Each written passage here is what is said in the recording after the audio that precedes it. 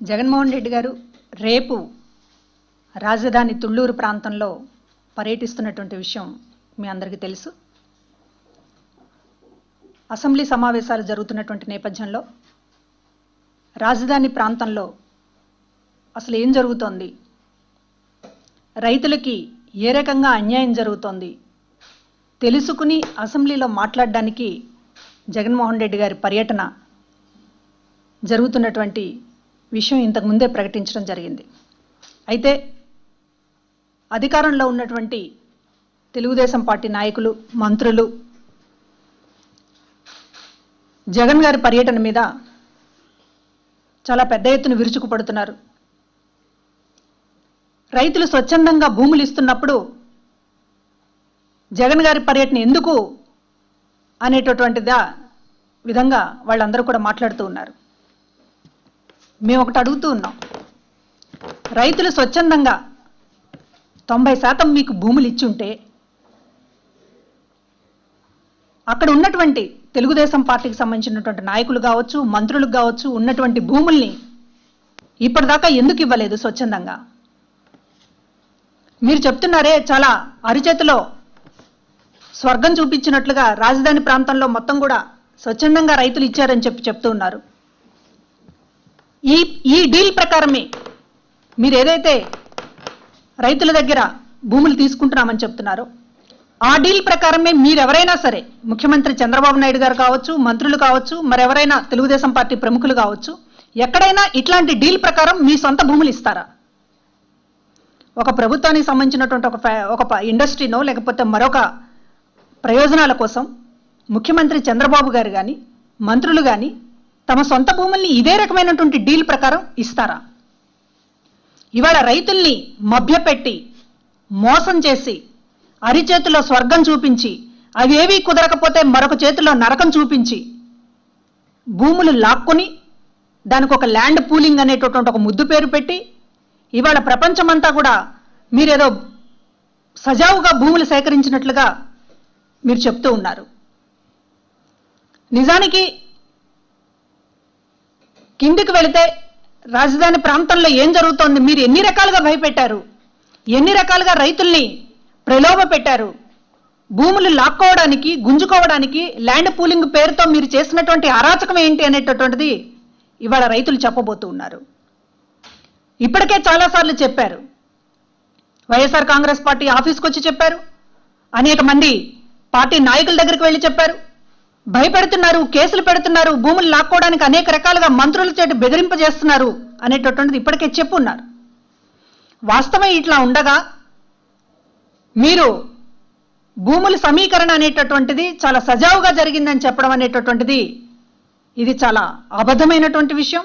అబద్ధాలు మాట్లాడడం అలవాటైపోయి మీరు ల్యాండ్ పూలింగ్ విషయంలో చేస్తున్నటువంటి మోసం ఏంటనేటటువంటిది జగన్మోహన్ రెడ్డి గారు రేపు పర్యటనలో తేలుతుంది. ఏ ఒక్క రైతుకి అన్యాయం జరగకుండా ఉండడానికే రేపు జగన్మోహన్ రెడ్డి గారి పర్యటన జరుగుతుంది.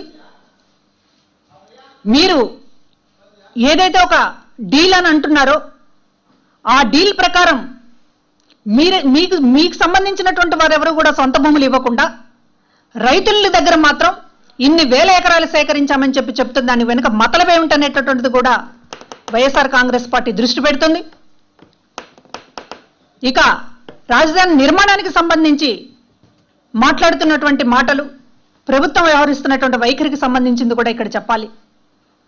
ఒకవైపు కేంద్రంలో నరేంద్ర మోడీ గారు మేక్ ఇన్ ఇండియా అనేటటువంటిది నినాదంతో దేశంలోనే సొంతగా మనం నిర్మాణం అనేటటువంటిది మొదలు కావాలి అనేటటువంటిది ఆయన మాట్లాడుతూ ఉన్నారు.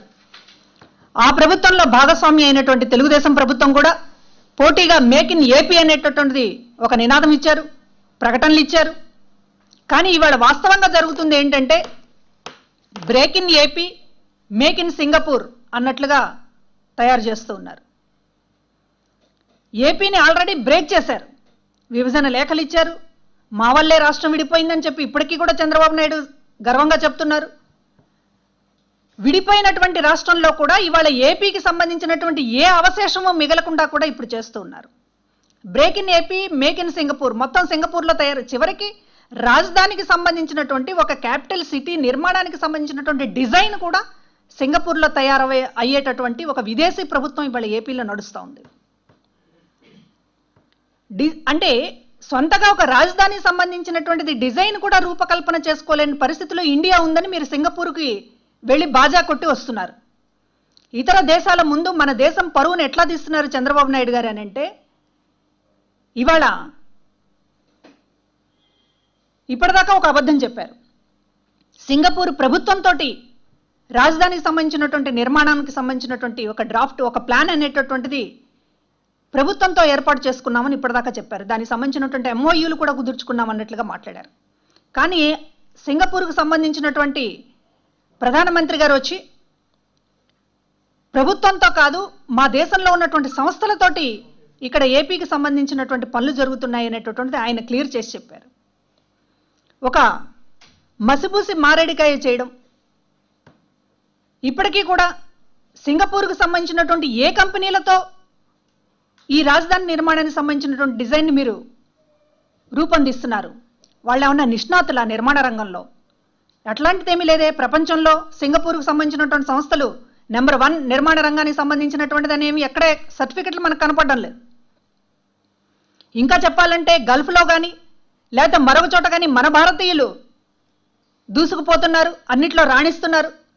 చివరికి అమెరికాలో మైక్రోసాఫ్ట్ లాంటి సంస్థలకి మనకు సంబంధించినటువంటి తెలుగు వాళ్ళు సీఈఓలుగా ఉంటున్నటువంటి పరిస్థితి. ఇంత ఘన చరిత్రను పెట్టుకుని భారతీయులకు సంబంధించినటువంటిది మీరు ఏపీ బయటన్నా కనీసం చూడకుండా అసలు మన రాష్ట్రంలోనే ఉన్నారు, ఏపీలోనే ఉన్నారు చాలామంది ఇంజనీరింగ్ నిపుణులు ఉన్నారు. వారందరితోటి మీరు కనీసం సలహాలన్నా తీసుకోలేదు. కనీసం భారతదేశంలో ఎవరన్నా ఉన్నారనేటటువంటి చూడకుండా ఏకంగా సింగపూర్ దగ్గరికి వెళ్ళి మీరు ప్రభుత్వంతో కాదు, అక్కడ ఉన్నటువంటి కొన్ని సంస్థలతోటి, ప్రైవేట్ సంస్థలతోటి ఇవాళ రాజధానికి సంబంధించినటువంటి నిర్మాణాన్ని తయారు చేస్తూ మేక్ ఇన్ ఏపీ అని ఏ రకంగా అంటారు మీరు? ఆంధ్రప్రదేశ్ని ఈ రకంగా అన్ని దేశాల ముందు పలుచన చేస్తూ ఇవాళ రాజధాని నిర్మాణానికి సంబంధించినటువంటి దాంట్లో ఒకటి రైతులను అన్యాయం చేస్తున్నారు. డిజైన్ పేరుతోటి పూర్తిగా ఏపీకి సంబంధించినటువంటి ఆ క్రెడిబిలిటీని కూడా మీరు సింగపూర్ దగ్గర తాకట్టు పెడుతూ ఉన్నారు. దీని వెనుక ఏం జరుగుతోంది? వాళ్ళ సింగపూర్ సంస్థల వెనుక మీరు ఏ ఒప్పందాలు కుదుర్చుకున్నారు? వాళ్ళకి ఏమి కట్టబెట్టదలుచుకున్నారు? ఏపీకి సంబంధించి పూర్తిగా పాదాక్రాంతం చేయదలుచుకున్నారా? ఏ రకంగా ఈ డీల్స్ కుదుర్చుకుంటున్నారు అనేటటువంటిది స్పష్టంగా చెప్పాల్సినటువంటి అవసరం ఉంది. ఎందుకంటే ఇవాళ రైతులు రాజధాని నిర్మాణం కోసమనో లేకపోతే తెలుగుదేశం ప్రభుత్వం సహించదు భూములు ఇవ్వకపోతే అనేటటువంటి ఒక భయంతోనో భూములు ఇచ్చినటువంటి రైతులు ఈరోజు ఆ భూముల్ని ఏం చేయదలుచుకున్నారు? మీరు ఏ సింగపూర్ కంపెనీల దగ్గర మీరు ఏ రకంగా తాకట్టు పెడుతున్నారు అనేటటువంటిది తెలుసుకోవాల్సినటువంటి అవసరం, ఆ బాధ్యత రైతులపైన ఉంటుంది. అదేవిధంగా రైతులకు అండగా ఉండేటటువంటి వైఎస్ఆర్ కాంగ్రెస్ పార్టీ కూడా ఇవాళ సింగపూర్ సంస్థలకు, ఒక ప్రైవేట్ సంస్థలకి డిజైన్ రూపకల్పన చేయడం వెనుక మీ ఒప్పందాలు ఏంటి, రహస్య ఒప్పందాలు అనేటటువంటిది బయటకు తీసుకొచ్చేదాకా మేము అలుపేరని పోరాటం చేస్తాము అనేటటువంటిది చెప్తూ ఉన్నాం.